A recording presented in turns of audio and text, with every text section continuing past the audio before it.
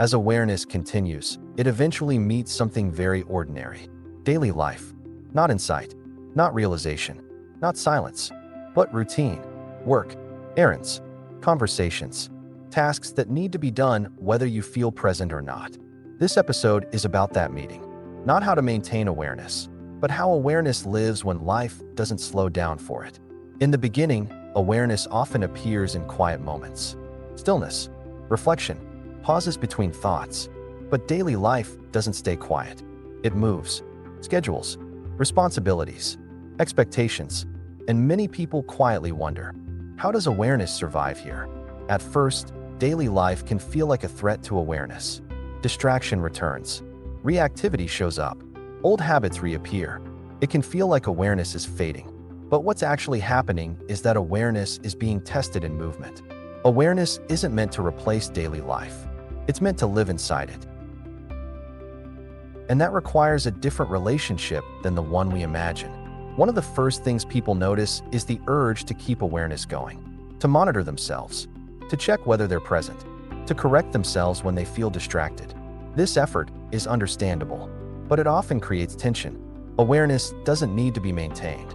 It isn't a state you hold. It's a capacity that's already here. Daily life doesn't destroy awareness. Effort does.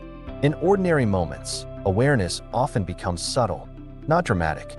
You may not feel especially present, but you notice small things. The tone of your voice, the pace of your movement, the body tightening before a reaction. These notices aren't practices. They're signs that awareness is already integrated.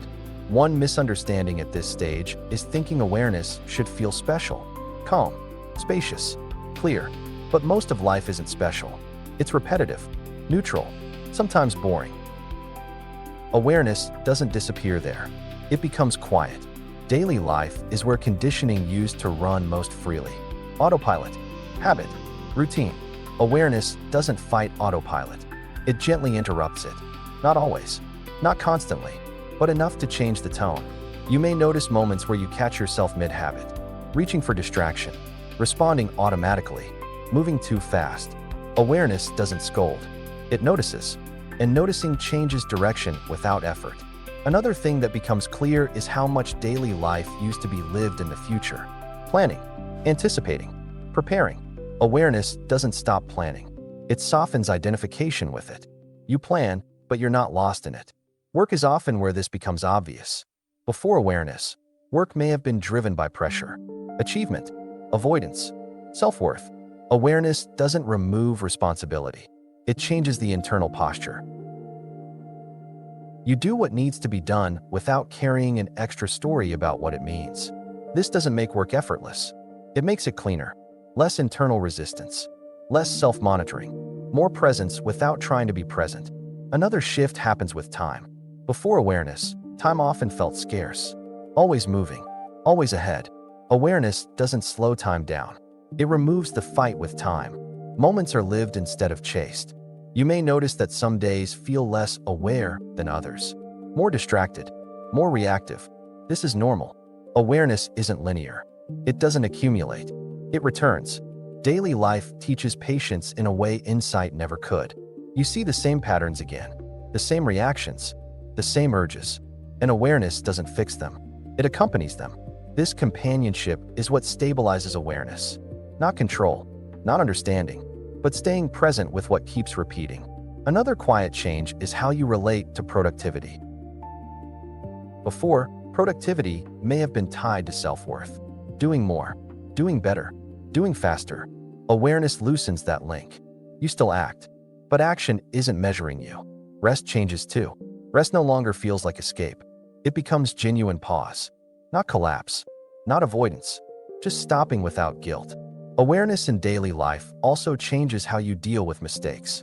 Before, mistakes might have triggered shame or justification. Now, they're noticed without identity collapse. Correction happens without self-attack. This doesn't mean you stop caring. It means care is no longer fused with self-judgment. Another subtle shift is how ordinary pleasures feel. A meal, a walk, a moment of quiet. They don't need enhancement. They're enough as they are. Awareness removes the need to extract meaning. Daily life also brings boredom. This is important. Boredom isn't a failure of awareness. It's what happens when stimulation drops and the nervous system recalibrates. Awareness can stay with boredom without turning away. That's integration. One of the most important realizations in this stage is that awareness doesn't compete with life. It includes it. Messy days, busy schedules, unclear moments. Nothing needs to be excluded. You may notice that you no longer ask, "Am I aware right now?" You simply live, and awareness shows up when it's needed. This is also where seeking begins to fade. Not because you decide to stop, but because daily life no longer feels like a problem to solve. Understanding has done its work. Awareness doesn't turn life into a practice. It turns practice into life, and then drops the idea of practice entirely. If this stage feels quieter, less dramatic, more ordinary, that's not a loss. It's maturation. Daily life is where awareness proves it doesn't need protection. It doesn't need conditions. It doesn't need special environments. It's already here. You don't need to remember anything from this episode. You don't need to apply it.